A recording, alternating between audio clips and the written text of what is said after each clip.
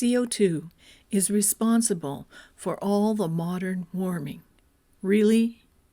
The empirical data says otherwise. CO2's Moneyball moment. Hi, I'm Michelle Sterling for Friends of Science Society, and today I'd like to walk through a short PowerPoint that our president, Ron Davison, professional engineer, put together on a very interesting concept, which I think you'll find to be quite a bit of fun. Now, one thing to remember is that there are a number of graphs here, and if you're not used to looking at graphs, they can be quite complicated, although all of the elements are color-coded. So if you take the time, it's quite easy to follow.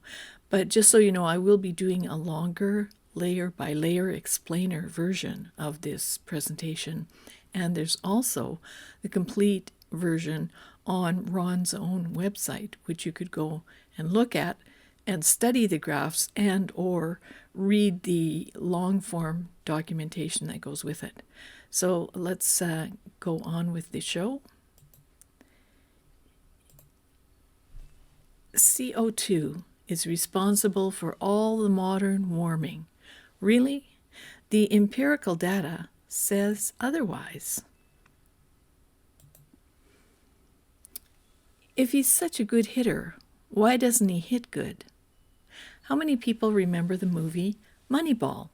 It was an Oscar award-winning film in about 2011, and it told the story of a baseball team that didn't really have the money to pick up very expensive star players. So the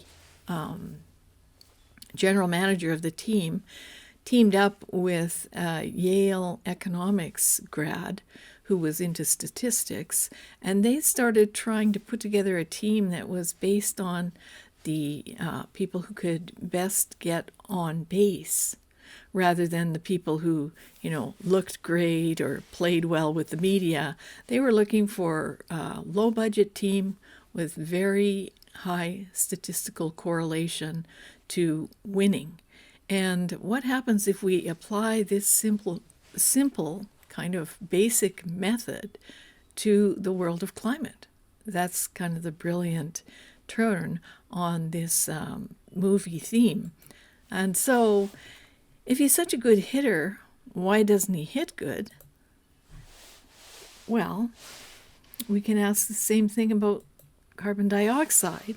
If we look at the statistics just as these baseball analysts did, if CO2 is such a good climate driver, why doesn't it drive climate good? CO2's Moneyball moment. So what does the data show? Now, one graph I want you to be aware of, and one oscillation or climate driver that I want you to be aware of, is called the Atlantic Multi-Decadal Oscillation, or the AMO. And this is climate mode in the North Atlantic Ocean occurring on multi-decadal time scales. The AMO index is a measure of basin-wide sea surface temperature variation in the North Atlantic, adjusted to remove trends of the anthropogenically forced warming. So you can see this tracks this warming and cooling pattern. It's not, it's a cyclical pattern, but it's not exactly the same cyclical periods, as you can see. And sometimes the temperatures are quite low, and sometimes they go up quite high. So this is a factor that you will see in some of the graphs. So I wanted to explain it to you right off the top so you're not too confused.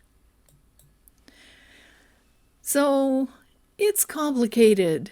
CO2 is just one of, not the primary climate driver. So you can see that the AMO is this black line going up and down, just like we saw it before. And correlated to that are various temperature data sets, and also CO2. Here is CO2 rising, and you can see that over here, when CO2 was low, we had kind of a high AMO, and then it dropped down, but CO2 was actually going up when it was dropping down. So you can study these more at your leisure, but I thought I would give you this brief introduction as to how it goes. And all these initials here, these are the names of various different data sets that are used in the climate world. So the catastrophic, anthropogenic, that means human-caused, global warming, CAGW, alarmist narrative is simplistic and unscientific. CO2 is just one of the 3 climate-forcing parameters shown here. There are many more. So the AMO is one, the Atlantic Multi-Decadal Oscillation, but there's also the PDO, which is the Pacific Decadal Oscillation, the ENSO, which is the El Nino Southern Oscillation, and you maybe have also heard of La Nina, which is the reverse of that. There's also volcanic activity, etc. So these natural factors easily overpower CO2 when they are active. So this is CO2's Moneyball moment. If CO2 is such a great climate driver, why does it not drive the climate well? So we're looking for a correlation between rising CO2 concentration in the atmosphere and the changes going on in the background of these graphs. So CO2 is not the primary driver in Greenland. And you can see here there's oscillating temperatures and glaciers here in the background, but CO2 is not oscillating at the same time. So Greenland holds 10% of the planet's land ice. It's not melting anytime soon. Greenland temperatures are rising at just 0.53 degrees Celsius per century. The Atlantic Multi-Decadal Oscillation, AMO, is the primary driver of temperatures in Greenland, and the sun is the primary driver of ocean cycles like the AMO. CO2 is not the primary driver in Antarctica. So Antarctica holds 90% of the planet's land ice. It's also not melting anytime soon. Antarctic temperatures are statistically flat at 0.13 degrees Celsius per century, and that's flat for the last 30 years. The Antarctic had its coldest 6-month period ever in 2021. CO2 has no perceptible influence on Antarctic temperatures. CO2 will not be the reason the ice caps melt. Even if we continued our current CO2 emissions trajectory, our ability to generate warming using the IPCC science would end centuries for the Arctic and millennia for Antarctica before the ice caps would melt. There's not enough coal, oil, and gas on the planet to drive CO2 concentrations much above the 1,600 parts per million level, all assuming the temperatures continue to climb. And that's a dangerous assumption because, as you've seen, sometimes temperatures go up and sometimes down. So temperatures fluctuate without CO2 influence. Over humanity's recent lived experience, temperatures and CO2 concentrations have not correlated. That means there's more to climate than CO2. Global temperatures and central England temperatures correlate very well, providing a template for global temperatures pre-1850. Temperatures began rising out of the Little Ice Age long before CO2 or humanity's emissions could have had any significant effect. And on this graph, you can see that the Central England temperature record goes back to 1650. And you can see that there were some very big volcanic eruptions in the early 1800s. And you can see that 86% of human emissions occurred after 1950. So a huge rise in CO2 concentration, but not really a similar kind of temperature rise overall or in the past. It doesn't correlate either. And CO2 does not correlate with sea level changes. CO2 has little to no effect on global sea levels despite the hype.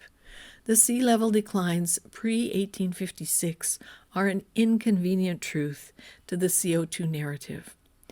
Why is the post-1856 sea level rise linear when CO2 concentrations are rising exponentially?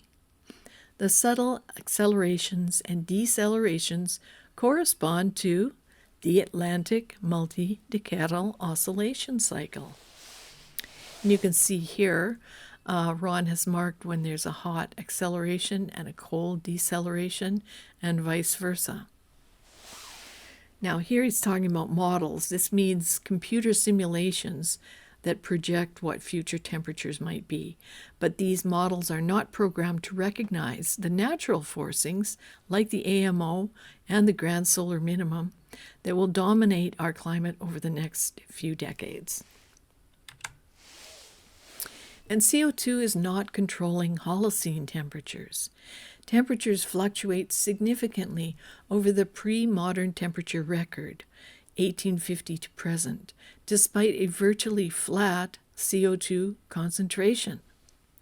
Those fluctuations are due to natural forcings, solar directly and or indirectly, that have not stopped acting on our planet just because the climate alarmists have decreed it so. Those natural forcings are set to take temperatures significantly colder. And CO2 climate sensitivity is not settled science. The IPCC computer models use a range of CO2 climate sensitivities, that means the warming effect of the concentration of CO2, which range from 1.8 to 5.7 degrees Celsius. That's a pretty wide range, not very settled. The 1.8 degrees Celsius option comes close to reality, but it's still high. So these simplistic, unscientific models, which are computer simulations, ignore the natural forcings, past, present, and future, and they're simply wrong. The projections are useless. They should not be used for policy. And CO2 influence is grossly overstated. So these are all kinds of models that are used by the IPCC that are run by different countries. So every country kind of has their own version. So all the IPCC models overstate the projected 2100 temperature, most of them grossly. So obviously the modelers are correct when they themselves acknowledge that the models run way too hot, meaning that they're not matching the observed temperature. And note that these model versions are based on kind of a reasonable emission scenario, which is known as SSP 2-4.5. The really outrageous scenario is known as RCP 8.5. So the majority even overstate the adjusted, over-homogenized Hadkrut-5 surface data temperatures. So that's another data set of global temperatures, Hadkrut-5.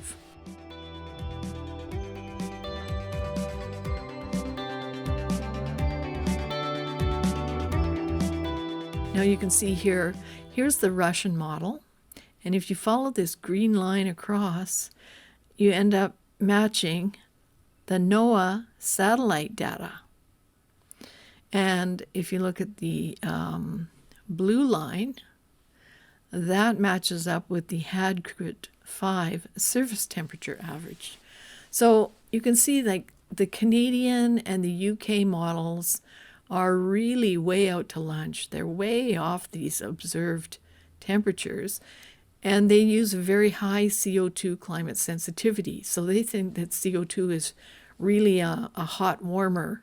The more CO2 there is, the more warming there will be. Meanwhile, the Russians use a very low climate sensitivity, and their results end up being very close to this NOAA satellite temperature average. So you can have a closer look at that on Ron's website. CO2 reductions will not produce economic upside. We're constantly being told that the economy and the environment go hand in hand, and if we go green, we'll make way more money. But in fact, Canada's economy will not benefit significantly, if at all, from CO2 emissions reduction expenditures. Based on Canada's Parliamentary Budget Office, the PBO, their report published on November 8, 2022, basically, they found that we would be spending trillions of dollars to maybe save billions of dollars. So I'll let you look at this graph in detail, but if I can just, maybe give you an example. Let's say you had a $500 laptop and you wanted to get insurance for it. So the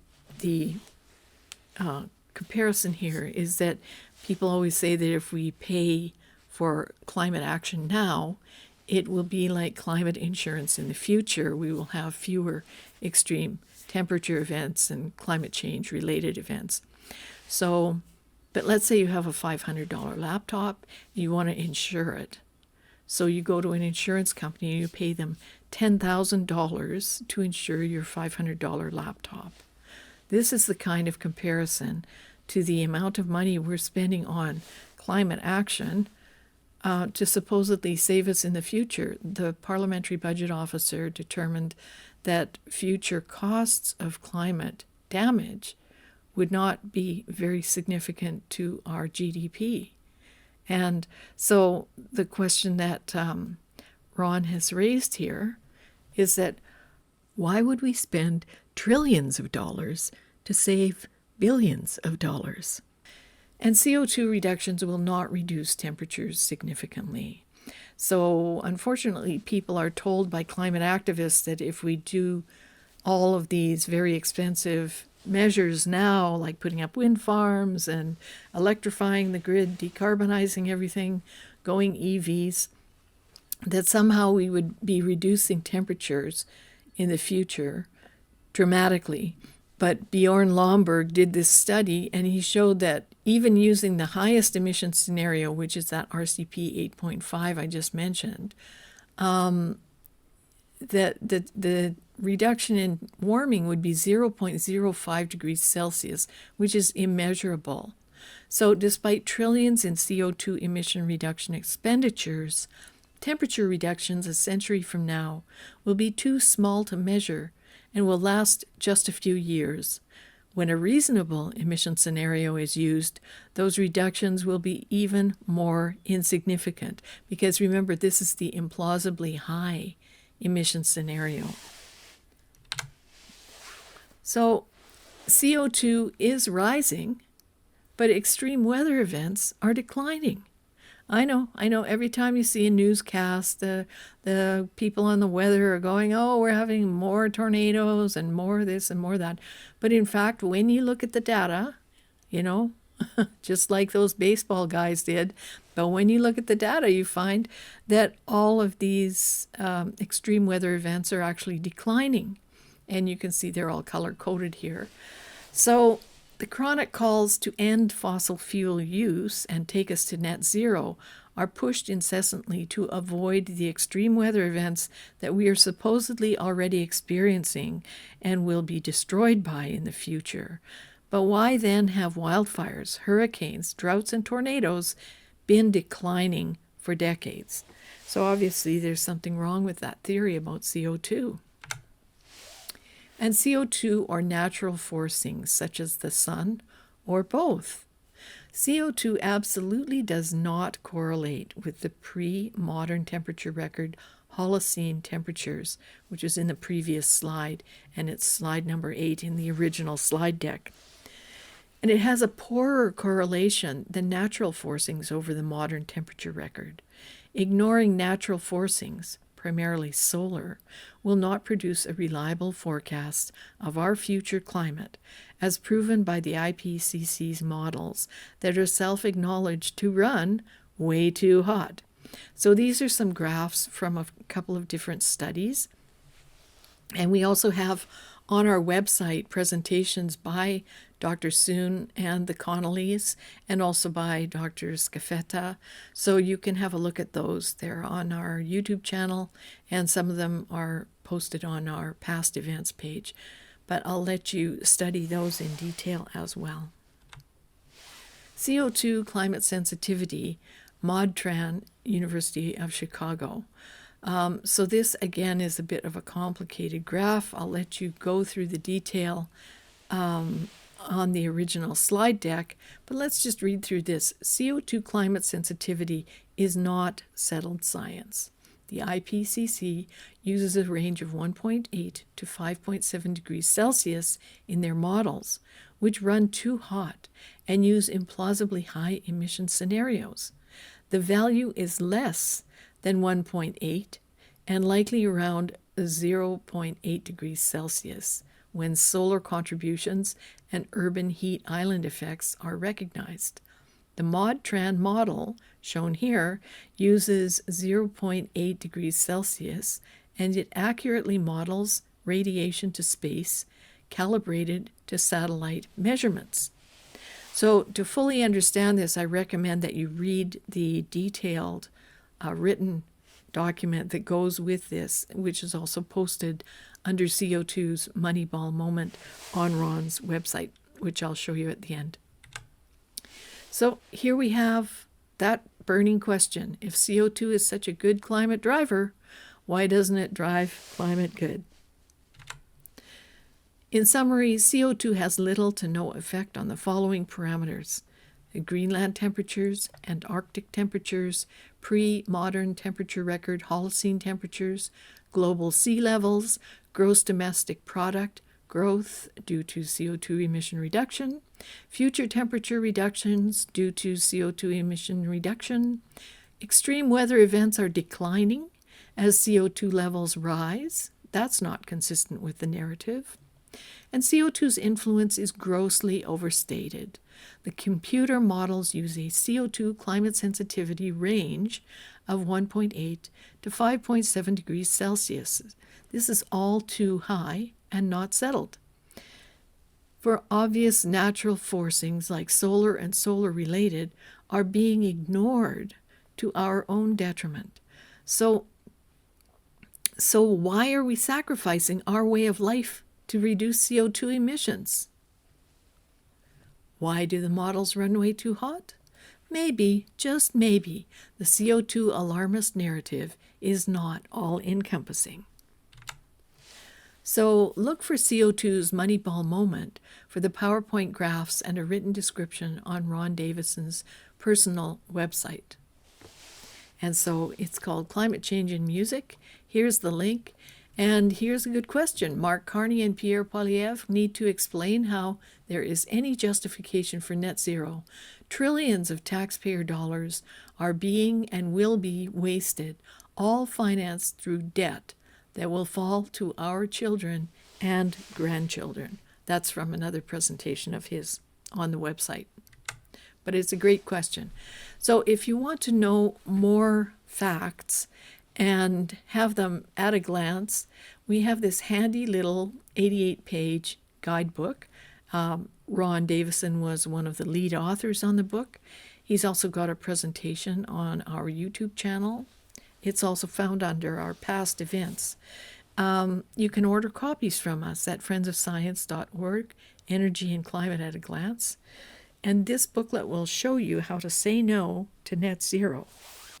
So I really appreciate you watching and enjoying our video, understanding a bit more about how CO2 is really not the main driver of climate change. It's not the control knob that can fine-tune climate. So that means that a carbon tax is misplaced. One might even call it fraudulent because the evidence doesn't seem to support the claims that are made about reducing CO2. And as you can see also, the costs are not justified by the potential outcome of reducing CO2 by just a minuscule amount 77 years from now. So I do really recommend that people have a look at the written document that Ron put together. It's very comprehensive. And then you can also study the slide deck in detail. I'm also going to do a longer version where we go layer by layer of the slides.